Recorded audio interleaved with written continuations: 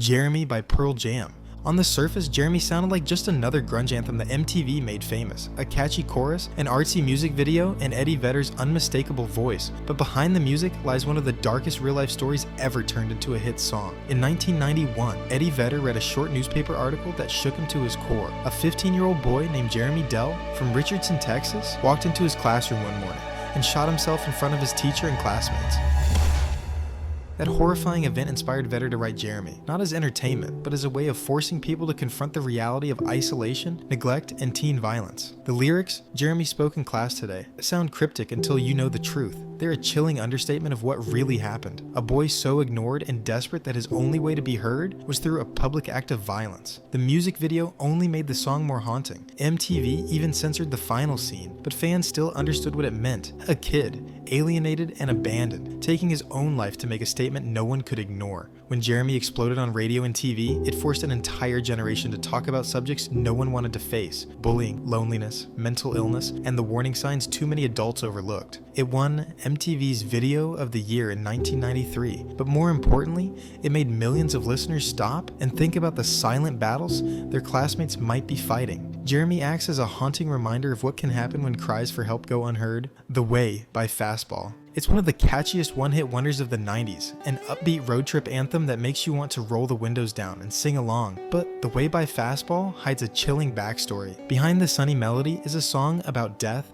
disappearance, and a couple who never made it home. In 1997, Fastball's frontman Tony Scalzo read a tragic news story out of Texas. An elderly couple, Layla and Raymond Howard, had gone missing after heading to a local festival. They suffered from health issues, including Alzheimer's and confusion, and no one knew where they had gone. Days later, they were found dead at the bottom of a ravine. Their car crashed after they had simply driven away, lost and disoriented. Scalzo turned that heartbreaking story into the hit song, The Way. But instead of writing it as a tragedy, he imagined the couple's journey as something beautiful and free. The lyrics, they made up their minds and they started packing. They just drove off and left it all behind. Sound almost liberating, like an escape from ordinary life. But once you know the real story, those same words feel devastating. A romanticized goodbye to a pair of lives cut short. The song shot to the top of the charts in 1998, with most listeners completely unaware of the tragedy behind it. To fans, it was a feel-good hit of the summer. To those who knew the truth, it was a haunting tribute to two people who found their end on a lonely Texas road, forever immortalized in a deceptively cheerful 90s hit.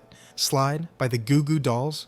With its jangly guitars and radio-ready hook, Slide sounds like one of the most carefree love songs of the late 90s. But behind the sweet melody is a story about teen pregnancy, religion, and the impossible decisions young couples face. When the song came out in 1998, most listeners assumed it was just another pop rock anthem about young love. But frontman John Rzeznik later explained the lyrics tell the story of a Catholic girl who gets pregnant, and the two lovers are left with a choice: get married young, keep the baby, or end the pregnancy. Suddenly lines like, "Don't you love the life you killed? The priest is on the phone, and would you whisper in my ear the things you want to feel?" take on a whole new meaning. The title itself, Slide, suggests slipping into adulthood before you're ready, or quietly sliding into a decision you can't undo. What sounds like a breezy sing-along is actually a portrait of panic, shame, and pressure from family, religion, and circumstance. Fans who sang along on the radio rarely caught the deeper meaning, but for those who did, Slide was more than a pop song. It was a snapshot of the hidden struggles happening across the country, struggles most people didn't want to talk about out loud. So the next time you hear Slide, don't just think of it as a feel-good love song. Hear it for what it is, a soundtrack to the hardest choice a young couple could ever face, hidden beneath one of the catchiest choruses of the 90s. Under the Bridge by Red Hot Chili Peppers. On the surface, Under the Bridge sounds like a gentle love letter to Los Angeles, a soulful ballad about city streets, sunshine, and connection. But listen closer, and you'll realize it's actually one of the darkest confessions ever written by a rock frontman. When Anthony Kiedis wrote Under the Bridge in 1991, he wasn't celebrating his city, he was exposing the depths of his loneliness and heroin addiction. At the time, Kiedis was clean, but he felt cut off from his bandmates, who were still caught in the haze of drugs and partying. In that isolation, he wandered Los Angeles alone, and the song became his diary entry of despair. The bridge wasn't just poetic. Kiedis has said it refers to an actual spot in LA where he went to buy drugs. For him, walking under the bridge meant surrendering to the worst parts of himself, chasing heroin to feel less alone. The chorus, "I don't ever want to feel like I did that day," isn't about lost love, it's about the crushing emptiness of addiction. What makes the song haunting is that it fooled almost everyone. It climbed the charts as a soaring ballad, even giving the Chili Peppers their mainstream breakthrough. But for Kiedis, it was a cry for help, a way to admit he felt completely disconnected from the world. and only the streets of LA seem to understand. Disarm by Smashing Pumpkins. With its delicate acoustic guitars and soaring strings, Disarm sounds like a beautiful, almost angelic ballad. But peel back the layers, and you'll find one of the darkest songs of the 90s. A raw confession about childhood trauma, anger, and the scars that never fade. Billy Corgan wrote Disarm in 1993, not about romance, but about his parents, and the pain of growing up in an abusive household. The song was his way of processing years of neglect and emotional violence, turning that suffering into something listeners would feel in their bones. The lyrics are shocking, once you know the context. The killer in me is the killer in you isn't metaphorical. It's Corgan's admission that the rage and damage his parents passed down lived on inside him. Disarm You with a Smile reflects the contrast between outward appearance and inner turmoil, while references to cutting and violence revealed just how deep the wounds went. This wasn't teenage angst. It was a man exorcising the ghosts of his past. Radio stations often censored Disarm, and MTV banned the video in some places because of its dark imagery. But that didn't stop the song from becoming one of the Smashing Pumpkins' most iconic tracks, and for many listeners, a mirror of their own hidden pain. So when you hear the fragile opening chords of Disarm, don't mistake it for just another 90s ballad. It's the sound of a wounded child speaking through music. Black Hole Sun by Soundgarden.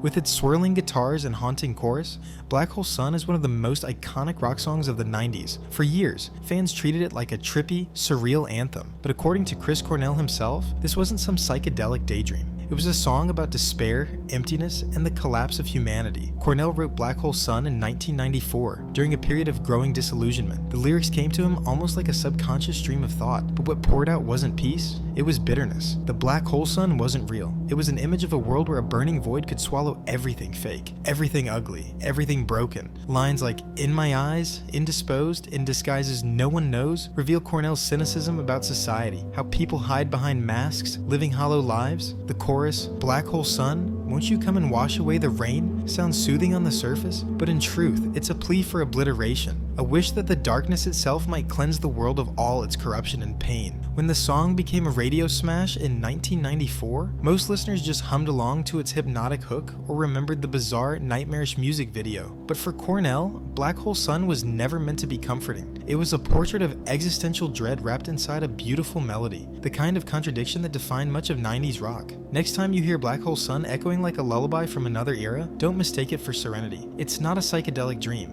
It's a cry for the world to be swallowed whole, to end the pain by erasing everything. Semi-Charmed Life by Third Eye Blind. It's one of the catchiest songs of the 90s. That irresistible do-do-do hook still gets stuck in your head. But here's the twist. Semi-Charmed Life isn't a feel-good summer anthem at all. It's about meth addiction, self-destruction, and the dark underbelly of youth culture. When Third Eye Blind released the song in 1997, most listeners thought it was just a carefree track about relationships and good times. But frontman Stephen Jenkins has openly admitted it was about his experiences in San Francisco's drug scene, specifically crystal meth. The happy, bouncy melody was deliberately contrasted with lyrics about a lifestyle that was spiraling out of control. Listen closely and the clues are obvious. Doing crystal meth will lift you up until you break isn't subtle. The song is packed with references to drug binges, reckless sex, and the emptiness that comes after the high fades. Jenkins himself described it as a portrait of how addiction masks itself in moments of euphoria before collapsing into despair.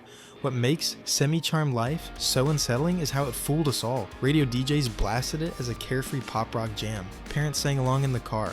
And yet it was painting a picture of one of the darkest drug epidemics of the decade. That contradiction, joyful sound, devastating subject matter, is exactly why the song still hits differently once you know the truth. So the next time that chorus gets stuck in your head, remember, it's not about summer love or carefree fun. It's about a semi-charmed life that always ends in pieces. Wheat Kings by the Tragically Hip. Wheat Kings is one of the most beautiful songs the Tragically Hip ever recorded.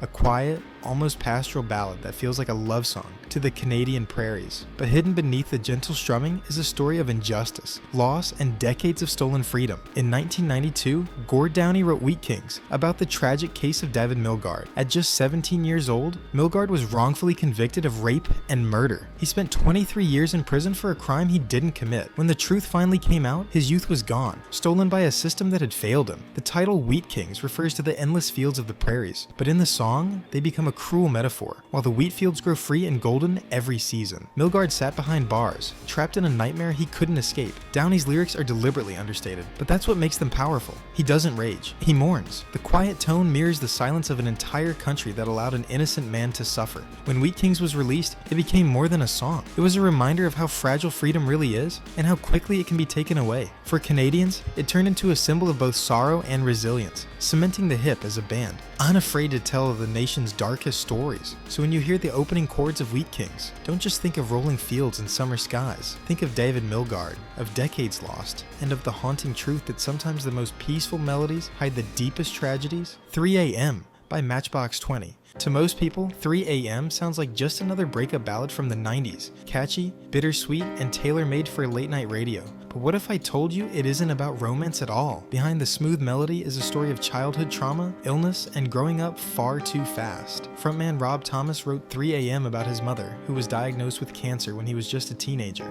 Instead of carefree love, the song reflects the crushing weight of being young and having to face mortality head-on. Lines like, "She says it's all gonna end and it might as well be my fault," take on a devastating new meaning once you know they're about a mother talking to her son. The title, 3 a.m., captures the feeling of those lonely, sleepless nights when fear creeps in and you can't escape the reality of what's happening. Thomas has said the song is about the strange bond formed between two people when death hovers over them. Equal part love, pain, and exhaustion. It's not about a lover walking out the door. It's about a kid trying to be strong while watching his mom fight for her life. When it hit the charts in 1997, fans sang along as if it was just another angsty love song. But for Rob Thomas, it was a piece of his own grief disguised as radio rock. That hidden depth is exactly why 3 a.m. has endured, long after other 90s ballads have faded away. So the next time you hear 3 a.m., picture a boy sitting by his mother's side in the middle of the night, clinging to hope in the face of fear. Brain Stew by Green Day. It's one of the most hypnotic riffs of the 90s, slow, grinding, and unforgettable. On the surface, Brain Stew just sounds like a slacker anthem about being bored and restless. But in reality, it's one of Billie Joe Armstrong's darkest confessions. A portrait of insomnia, depression, and the self-destruction that comes with addiction. When Green Day released Brain Stew in 1995, fans expected another blast of punk energy like Basket Case or When I Come Around. Instead, they got a heavy, repetitive dirge that perfectly captured the feeling of being stuck awake at 3 a.m., trapped inside your own head. Armstrong wrote it during one of the lowest points of his life, struggling with sleepless nights, depression, and the creeping weight of substance abuse. The lyrics aren't playful exaggerations, they're brutally literal. "I'm having trouble trying to sleep, I'm counting sheep but running out" isn't just poetic, it's a cry from someone teetering on the edge. The monotone guitar riff mirrors the monotony of insomnia, where every thought circles back to exhaustion, regret, and despair. And by the time he mutters, "My mind is set on overdrive, the clock is laughing in my face," you can feel the claustrophobia of a brain that won't shut off. While many casual fans brushed it off as just another grunge-inspired anthem, Brain Stew stood out as a rare moment where Green Day stripped away the humor and sarcasm, and instead laid bare the darker reality of life behind the music. It showed that beneath the punk bravado was an artist grappling with real demons. Creep by Radiohead.